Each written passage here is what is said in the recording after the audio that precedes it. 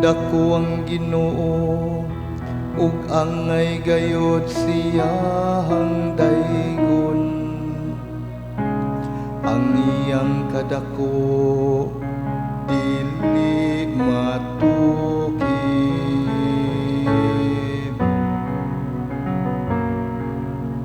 Ang Ginoo maayo ug maluluoy-on. Ang tanang kaliwatan nagadayeg sa imong mga buhat ug nagasangyaw sa imong gahom. Nagasulti sila sa kasanag sa imong mahimayaong kahalangdon ug nagasaysay sa imong katingalahang mga buhat.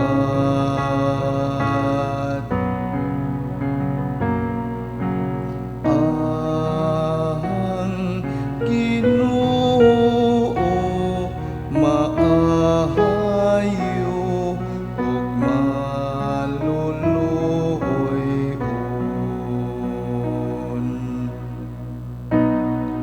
Nagaasoy sila sa gahom sa imong makalilisang nga mga buhat ug nagabutyag sa imong kadako.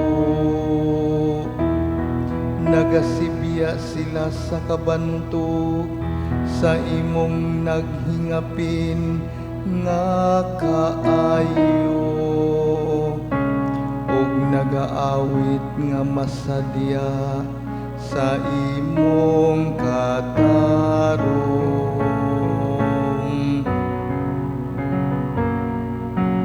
Ang